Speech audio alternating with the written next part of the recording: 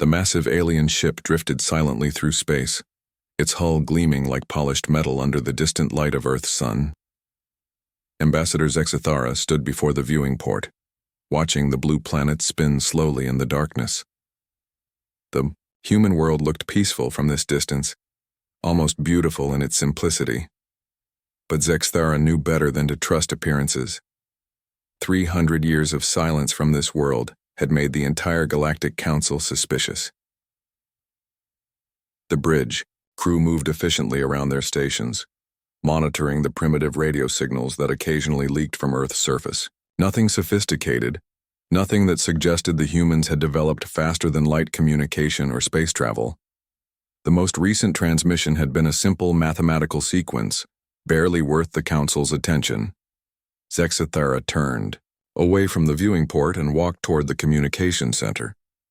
"Prepare a report for the Council," Zexithara ordered the communications officer. "Tell them the humans remain as primitive as ever. No signs of advancement, no response to our diplomatic signals, nothing to suggest they pose any threat to galactic civilization."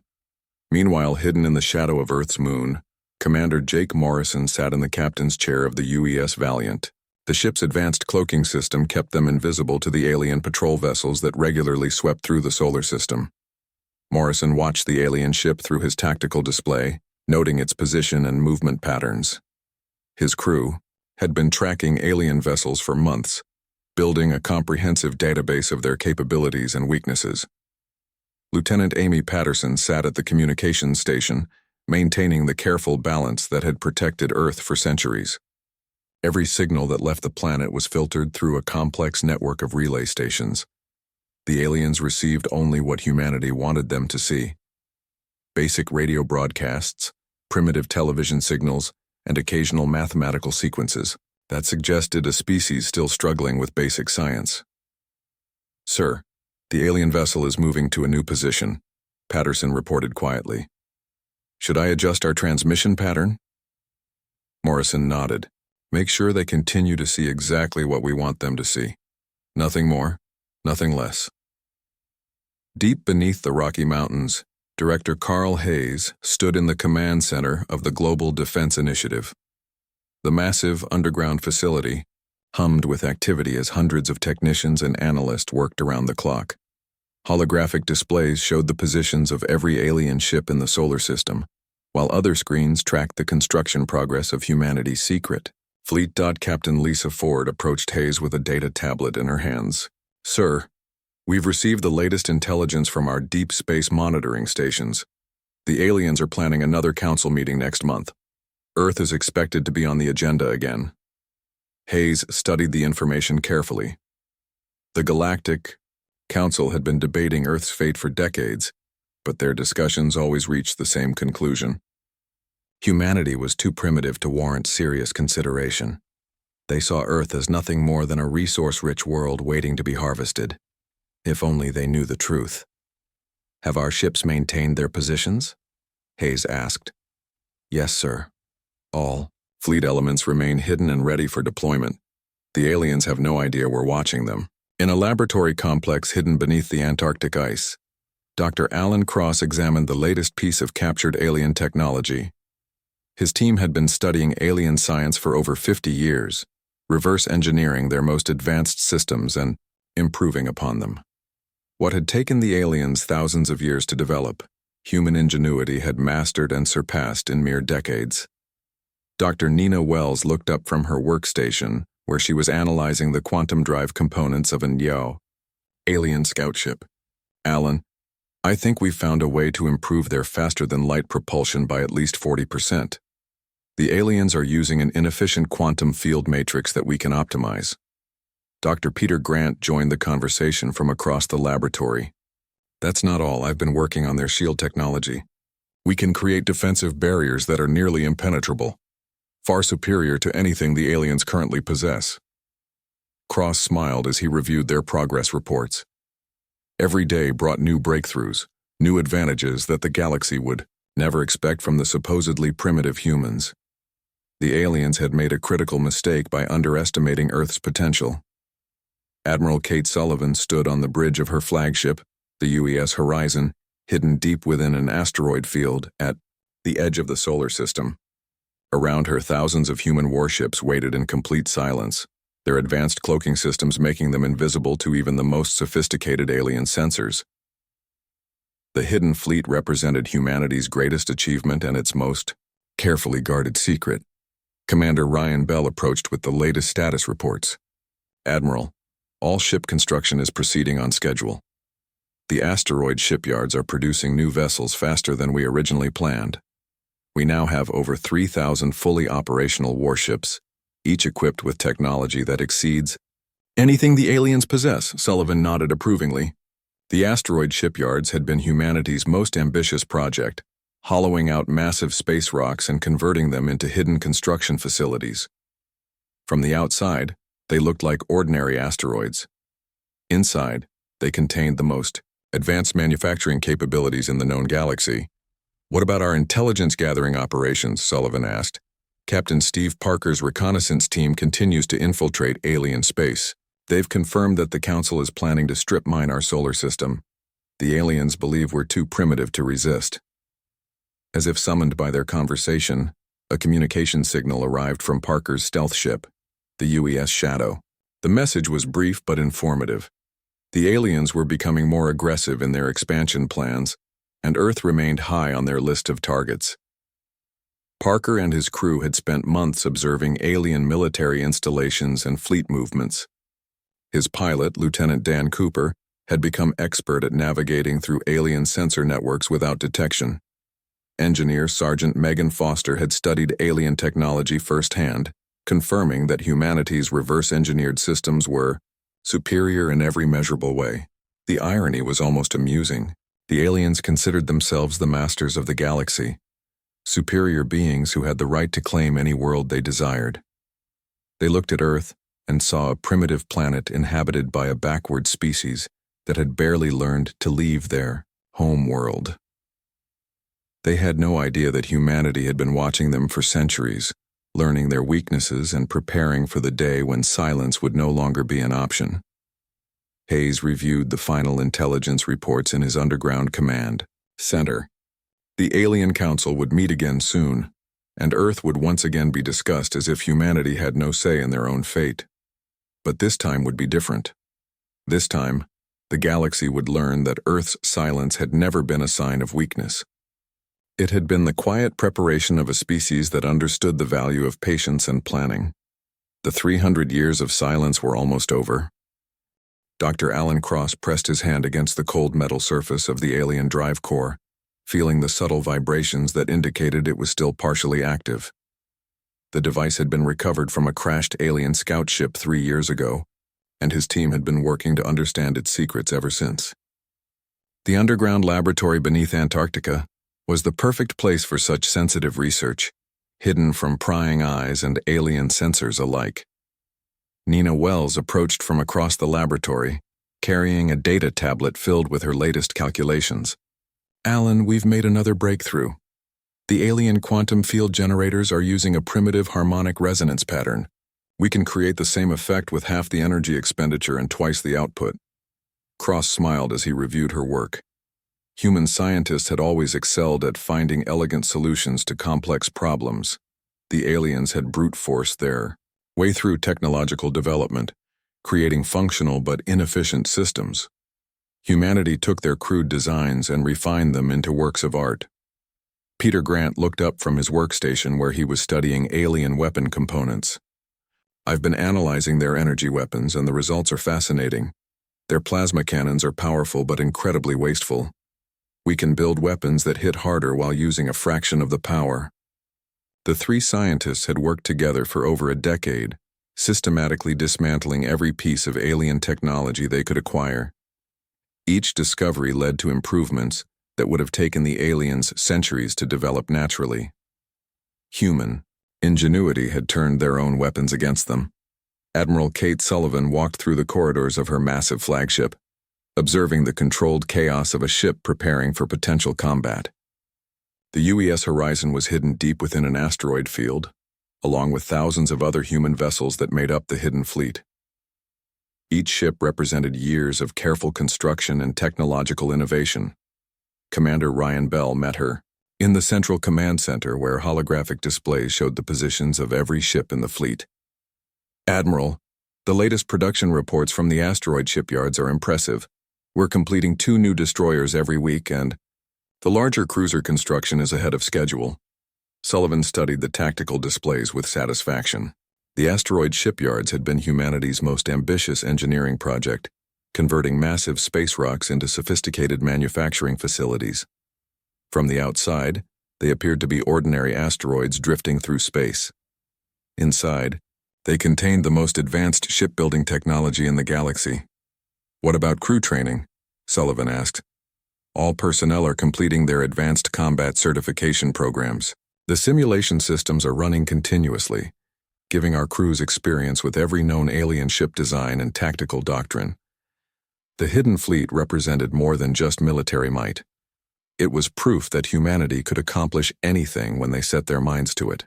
Every ship had been built in secret, every crew trained without the aliens' knowledge, every system tested and perfected while the galaxy remained completely unaware of Earth's true capabilities. Captain Steve Parker guided his stealth ship through the outer edges of the alien patrol zone, using advanced cloaking technology to remain invisible to their sensors. The UES Shadow was humanity's most sophisticated reconnaissance vessel, designed specifically for deep space intelligence gathering.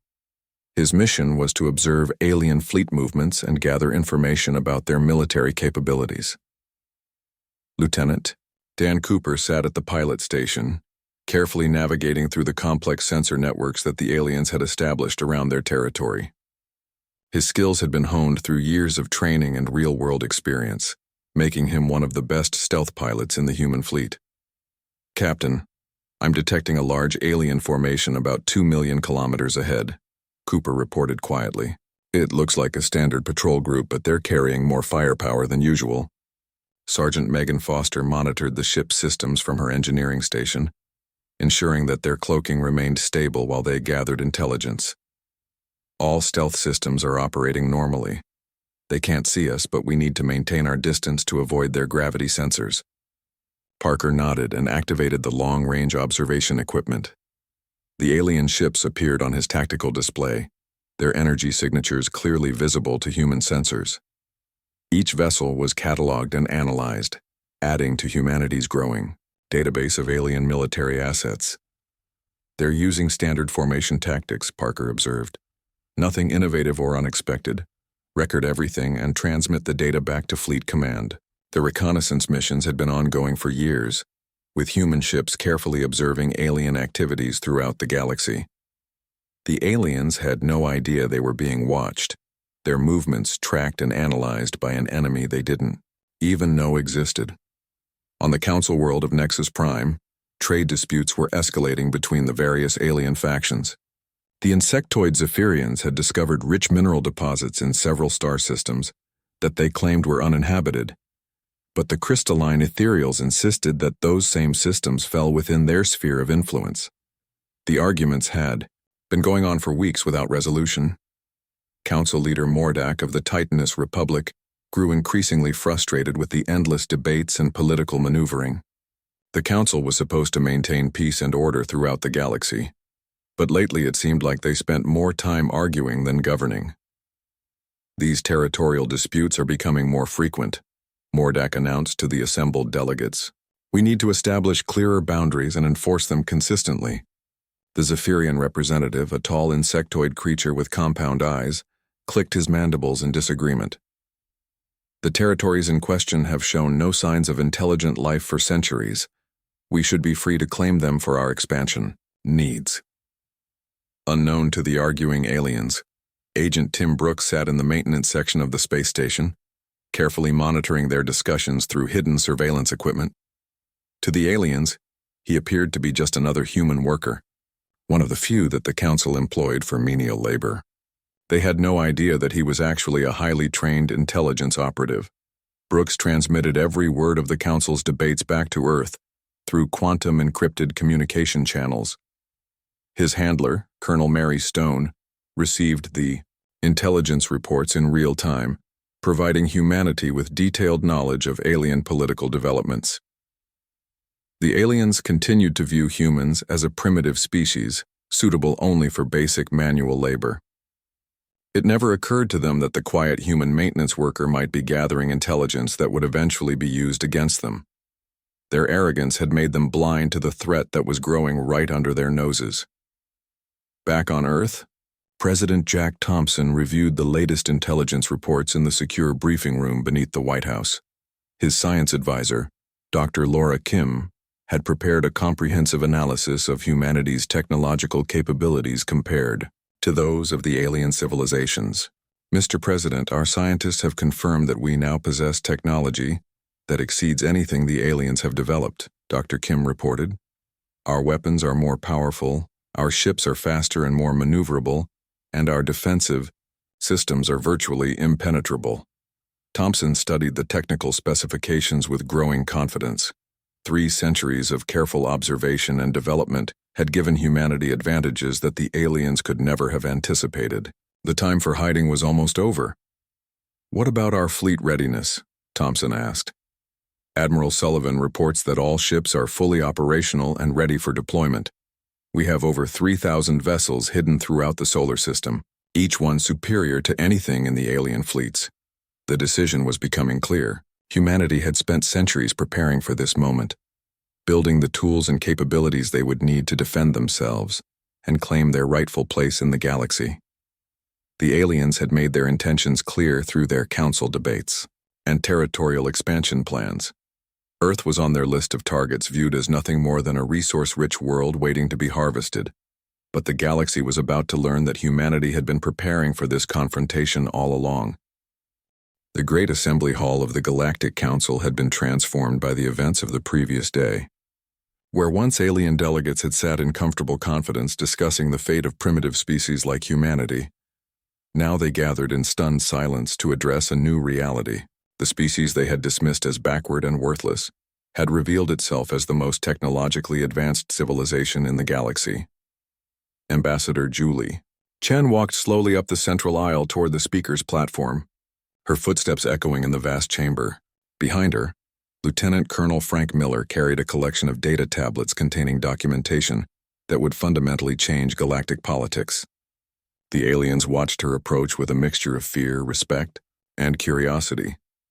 Chen had spent the last 5 years working undercover as a minor diplomatic attaché, observing alien political processes while pretending to represent one of the galaxy's weaker species. Now she stood before the Council as humanity's official representative, ready to establish Earth's position in the new galactic order.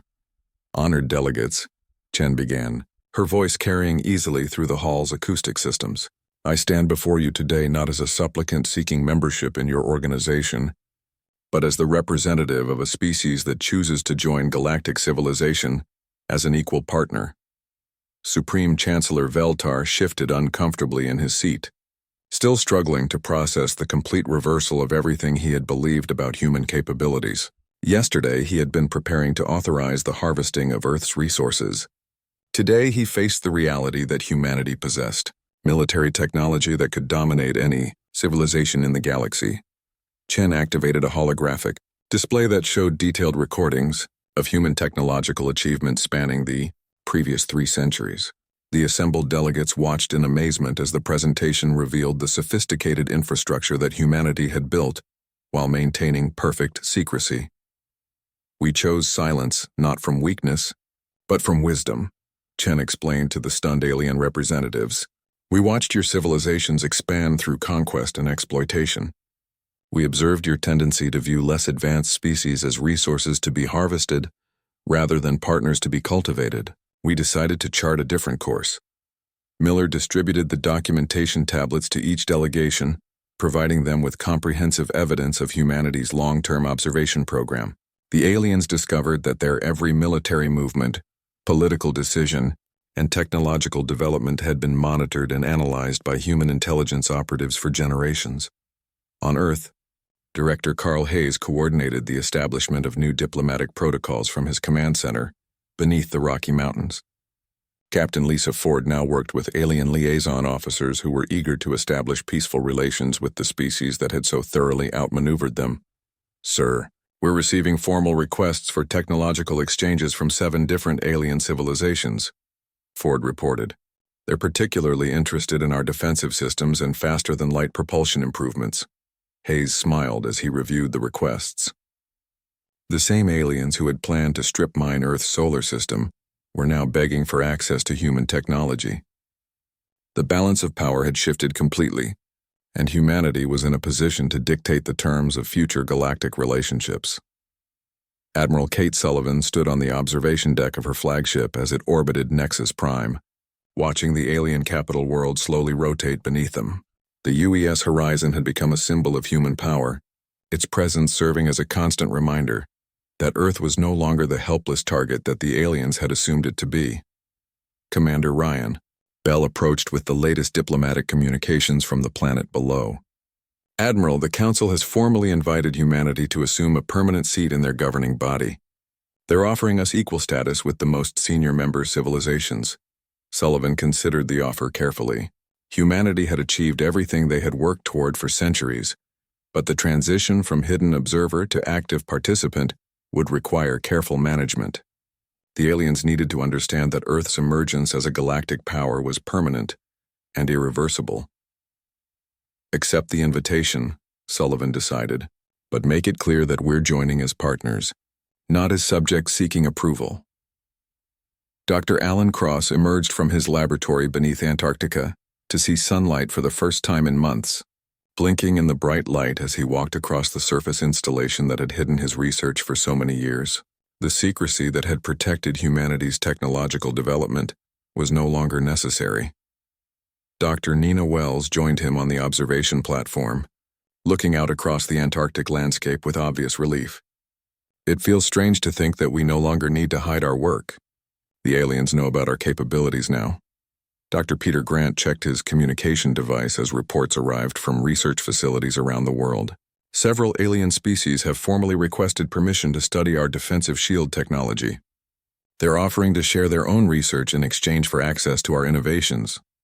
Cross considered the request thoughtfully. Human science had advanced by studying and improving upon alien technology, but now the roles were reversed. Earth scientists had become the teachers, with the entire galaxy eager to learn from their achievements. Captain Steve Parker guided his ship through normal space toward Earth, no longer needing to maintain the strict stealth protocols that had governed his reconnaissance missions for years. The UES Shadow had become humanity's first official diplomatic vessel, carrying alien ambassadors who wanted to visit Earth and establish formal relations. Lieutenant Dan Cooper piloted the ship with obvious satisfaction, knowing that he no longer needed to hide from alien sensors or avoid detection. Captain, we're receiving communication requests from the ethereal delegation. They want to discuss the possibility of establishing a permanent embassy on Earth. Sergeant Megan Foster monitored the ship's systems from her engineering station, amazed by how much simpler her job had become now that they could operate openly. All systems are running normally. The aliens seem genuinely impressed by our technology, even though we're not trying to hide it anymore. Parker reviewed the diplomatic requests with growing confidence. The species that had once dismissed humanity as primitive were now competing for the opportunity to establish closer relationships with Earth. The tables had turned completely. On Nexus Prime, the Council delegates continued to grapple with the implications of humanity's revelation. The careful balance of power that had maintained galactic stability for thousands of years had been shattered by the emergence of a species that none of them had taken seriously. The Zephyrian representative, his compound eyes reflecting his species' natural curiosity, addressed the assembly with obvious fascination. The humans have achieved technological advancement that exceeds our most optimistic projections. Their approach to scientific development appears to be fundamentally different from our own methods. The ethereal delegate, its crystalline form shimmering with what might have been excitement, agreed enthusiastically. Their defensive systems demonstrate principles that we have never encountered. They have found solutions to problems that we assumed were impossible to solve. Ambassador Chen listened to the alien discussions with quiet satisfaction. Humanity had spent centuries learning from these species, studying their strengths and weaknesses, and developing superior alternatives to their technologies. Now the aliens were finally beginning to understand the scope of human achievement. The question now, Chen addressed the assembly, is how we move forward together. Humanity is willing to share our innovations with species that demonstrate a commitment to peaceful cooperation and mutual respect. We are not interested in dominating the galaxy, but we will not tolerate any attempts to threaten Earth or exploit other developing civilizations. The Council voted unanimously to accept humanity's terms for joining galactic civilization. The species that had once planned to harvest Earth's resources now competed for the privilege of learning from human science and technology. Admiral Sullivan received the final reports from all human fleet elements as they prepared to return to Earth. The demonstration of human military superiority had achieved its objectives without causing unnecessary casualties or permanent damage to alien infrastructure. The galaxy understood that humanity possessed the power to enforce their demands, but had chosen to use that power responsibly. Commander Bell provided the final status update from his tactical station. All alien military forces have withdrawn to respectful distances from our ships. Several species have formally requested mutual defense agreements and technological cooperation treaties. Sullivan nodded approvingly as she prepared to address the fleet. Begin the return journey to Earth. Our long silence is over, but our watch continues. The galaxy knows we exist now, and they understand what we're capable of achieving. The human ships began their coordinated withdrawal from alien space, leaving behind a galaxy forever changed by the revelation that Earth's silence had never been empty. It had been full of preparation, determination, and the quiet confidence of a species that understood the value of patience and strategic thinking. Admiral Kate Sullivan stood on the bridge of the UES Horizon as it materialized from hyperspace, directly above the Vorthan Empire's capital world. Around her flagship, hundreds of human warships appeared simultaneously, their advanced cloaking systems disengaging to reveal the massive fleet that had been hidden from alien sensors for centuries. The sight was magnificent and terrifying, a display of technological superiority that would reshape the galaxy's understanding of human capabilities. All ships report successful deployment, Commander Ryan Bell announced from his tactical station. We have achieved complete surprise across all target systems. The alien fleets are scrambling to respond, but their reaction times are much slower than our projections indicated. Sullivan activated the fleet-wide communication system, preparing to address not just her own forces, but every alien civilization that had dared to threaten Earth. Her message would be broadcast simultaneously to 12 different star systems, reaching the homeworlds of every species that had participated in the decision to harvest humanity's solar system. This is Admiral Kate Sullivan of the United Earth Space Forces, she began, her voice carrying across the vast distances of space through quantum communication networks that the aliens had never even imagined. Your governments have declared their intention to harvest our world and eliminate our species. We reject this declaration with the full force of human military might. On the Vorthan homeworld below, chaos erupted in military command centers as officers struggled to understand what was happening. Their most advanced sensors had detected nothing until the human ship suddenly appeared, materializing as if from thin air. The technology required for such precise coordination across multiple star systems simultaneously was beyond anything the Vorthans possessed, Commander. Jake Morrison led his task force in a precise demonstration of human capabilities, targeting the Vorthan Empire's primary orbital defense platforms. The UES Valiant's quantum disruption weapons disabled the alien installations without causing permanent damage, proving that humanity could have destroyed them completely if they had chosen to do so. Target neutralized, reported Lieutenant Amy Patterson from her communication station. The alien defense grid is completely offline, but all personnel aboard the platforms remain unharmed. Morrison nodded approvingly. The mission parameters were clear. Demonstrate overwhelming superiority while minimizing casualties.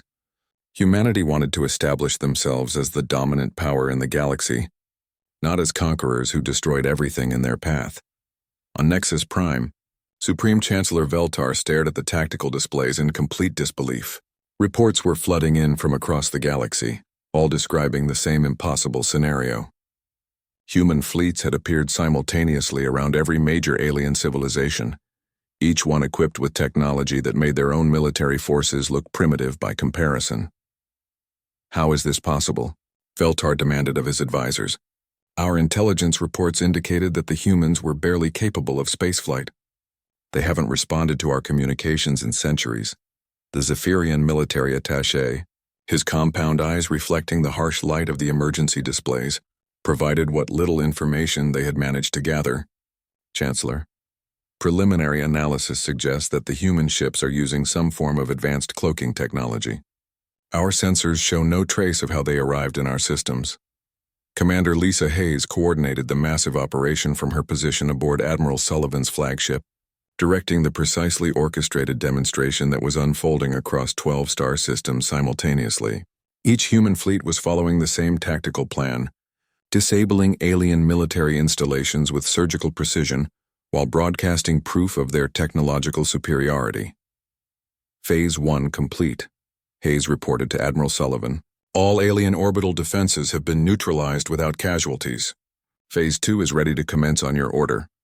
Sullivan reviewed the tactical situation with satisfaction. The first phase had been designed to demonstrate that human weapons could penetrate any alien defense. The second phase would show that human defensive technology was equally advanced. Begin Phase 2, Sullivan ordered. Across the galaxy, human ships activated their revolutionary shield systems as alien fleets finally began to respond to the unprecedented invasion. The aliens opened fire with their most powerful weapons, directing concentrated barrages at the human vessels that had appeared in their space without warning. The results were even more shocking than the initial deployment.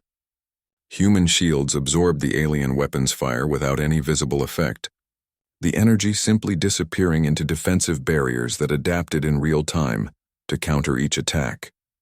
Dr. Alan Cross's research had finally paid off, creating defensive systems that were virtually impenetrable to conventional alien weaponry. Captain Helen Torres watched from the bridge of the UES Sentinel as ethereal crystal ships launched their most devastating energy attacks against her vessel.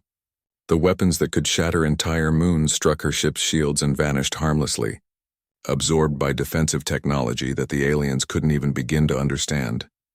Their weapons are completely ineffective, reported Lieutenant Chris Park from his sensor station. Our shields are operating at less than 5% capacity even under their heaviest bombardment. Engineer Chief Ben Walsh monitored the defensive systems with professional satisfaction. The adaptive shield matrix is performing exactly as designed. It's analyzing their weapon signatures and creating perfect countermeasures in real time. Dr. Cross watched the tactical displays from his laboratory beneath Antarctica. Seeing his theoretical work proven in actual combat conditions, the alien weapons that had seemed so threatening during years of intelligence gathering were now revealed to be inferior to human defensive technology. Nina, are you seeing this? He called to Dr. Wells across the laboratory. Our shield modifications are exceeding all performance projections. Dr. Peter Grant looked up from his analysis station with obvious pride. The aliens are using brute force approaches that our systems can easily counter. They never developed the elegant solutions that human science has achieved. The demonstration continued across multiple star systems as human ships proved their superiority in every aspect of military technology. Their weapons penetrated alien defenses effortlessly. Their shields rendered alien attacks completely harmless, and their propulsion systems allowed them to maneuver in ways that defied alien understanding of physics. Captain Steve Parker's reconnaissance experience proved invaluable as he led a squadron in a complex tactical maneuver around the Titanous fortress world. The massive alien defenders, creatures that resembled living mountains, fired their heaviest weapons at his ships without achieving any meaningful effect. Sir, the aliens are attempting to retreat, reported Lieutenant Dan Cooper from his pilot station. Their ships are trying to withdraw to a safer distance. Sergeant Megan Foster monitored the enemy movements from her engineering console. They're realizing that their weapons can't penetrate our defenses. This appears to be causing significant confusion in their command structure. Parker smiled grimly as he watched the alien retreat.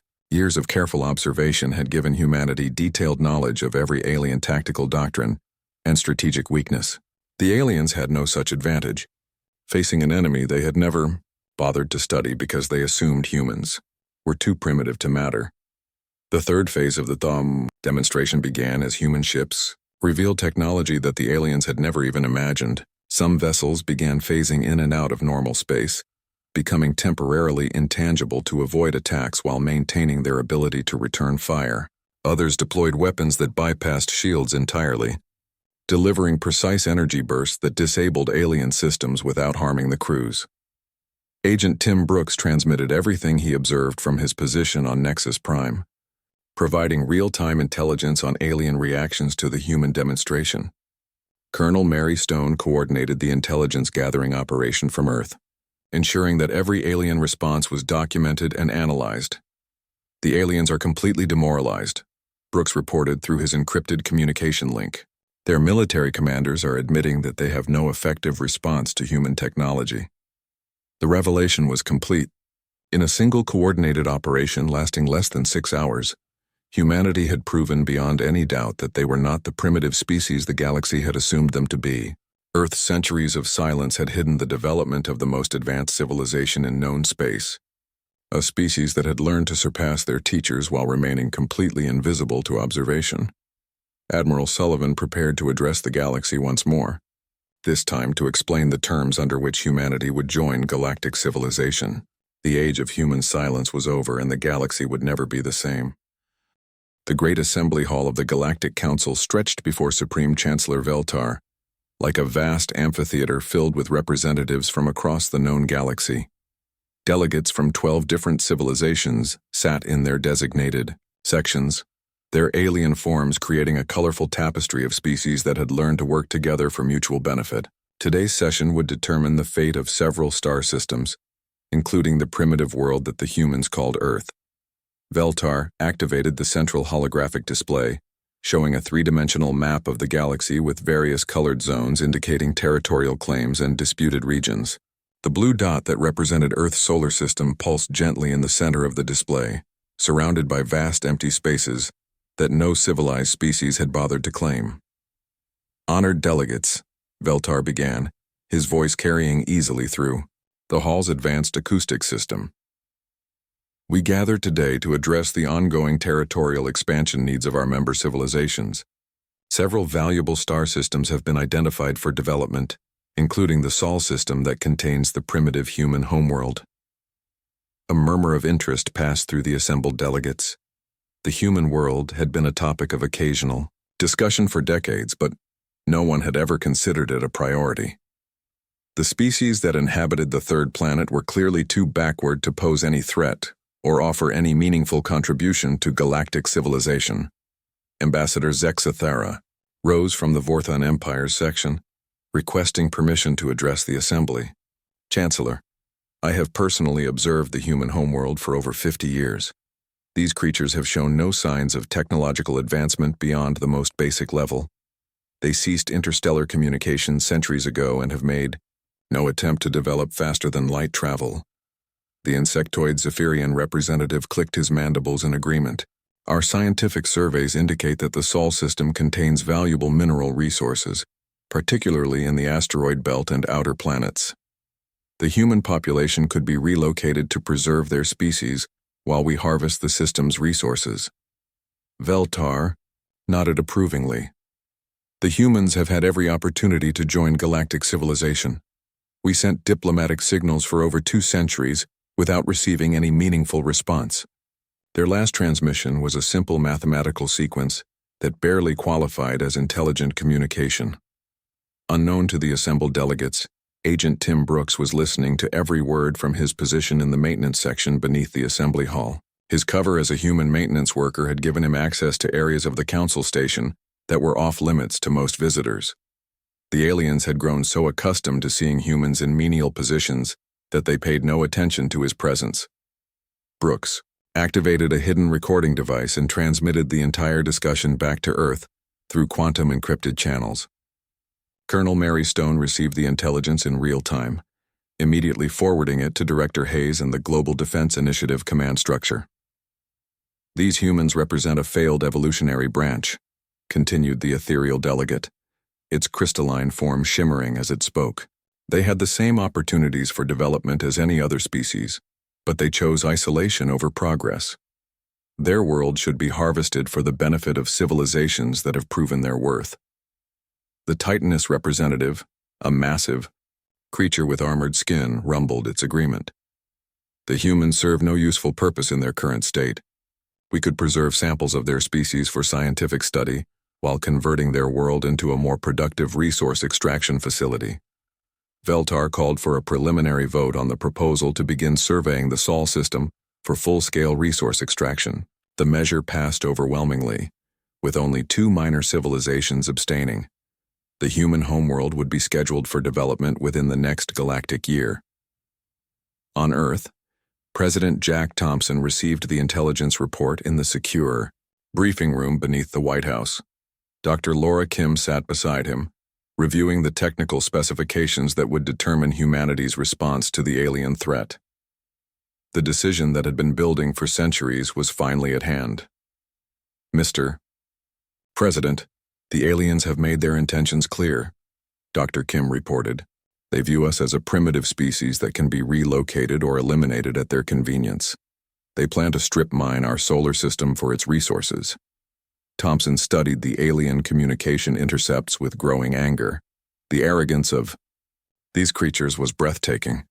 They spoke about humanity as if humans were nothing more than animals to be managed or eliminated. They had no idea that their every move had been watched and analyzed for generations. "What's the status of our defensive preparations?" Thompson asked. "Admiral Sullivan reports that all fleet elements are ready for deployment. We have 3,000 ships hidden throughout the solar system, each one equipped with technology that exceeds anything the aliens possess. Our scientists have confirmed that we hold decisive advantages in weapons, shields, propulsion, and stealth capabilities." Director Hayes joined the discussion via secure communication link from his command center beneath the Rocky Mountains. "Mr. President, our intelligence indicates that the aliens are planning to begin their survey operations within 6 months. They're treating this as a routine resource extraction project with no expectation of resistance." Thompson made the decision that would change the course of galactic history. "It's time to end our silence. Begin Operation Revelation immediately." Captain Helen Torres received her deployment orders aboard the UES Sentinel, one of the most advanced ships in humanity's hidden fleet. Her crew had trained for this moment for years, running countless simulations and tactical exercises. Now, they would put their skills to the test against real alien opponents. Lieutenant Chris Park plotted the jump coordinates that would take them to their assigned target system. "Captain, we're ready to execute the hyperspace jump on your command. Our destination is the Vorthan Empire's primary military installation." Engineer Chief Ben Walsh monitored the ship's advanced cloaking systems from his station. "All stealth systems are operating at peak efficiency. The aliens won't detect us until we choose to reveal ourselves." Torres reviewed the tactical plan one final time. 3,000 human ships would simultaneously appear around the homeworlds of 12 alien civilizations. Each fleet would demonstrate humanity's superior technology without causing unnecessary casualties. The goal was to shock the galaxy into recognizing Earth as an equal partner rather than a target for exploitation. "Execute the jump," Torres ordered. The UES Sentinel disappeared into hyperspace, beginning the largest military operation in human history. Across the solar system, thousands of other ships were making similar jumps, carrying the message that Earth's silence was finally broken. Back on Nexus Prime, the Council delegates continued their discussions about territorial expansion and resource allocation. They had no idea that their homeworlds were about to be visited by the very species they had dismissed as primitive and worthless. Veltar was reviewing the preliminary survey data when the first reports began arriving. Emergency communications flooded the council chambers as news of massive unidentified fleets began reaching the capital from across the galaxy. The reports were confused and contradictory, but they all described the same impossible scenario. "Chancellor, we're receiving urgent communications from the Vorthan homeworld," announced the communications officer. "They report that hundreds of unknown vessels have appeared in their system. The ships are using technology that our sensors cannot properly analyze." More reports followed in rapid succession. The Zephyrian homeworld, the ethereal crystal gardens, the Titanus fortress worlds, all were reporting the sudden appearance of massive fleets that had somehow evaded every sensor network in the galaxy. Veltar stared at the tactical displays in growing alarm. The unknown ships were appearing simultaneously around every major alien civilization. This was clearly a coordinated operation of unprecedented scale. But who could possibly have the resources and technology to execute such a complex military deployment? Then the communication channels crackled to life with a message that would change everything. "This is Admiral Kate Sullivan of the United Earth Space Forces," the voice announced in perfect translation for each alien language. "Your governments have declared their intention to harvest our world and eliminate our species. We reject this declaration." The council chamber erupted in chaos as the delegates finally understood what was happening. The primitive humans that they had dismissed and mocked were revealing themselves as the most advanced military force in the galaxy.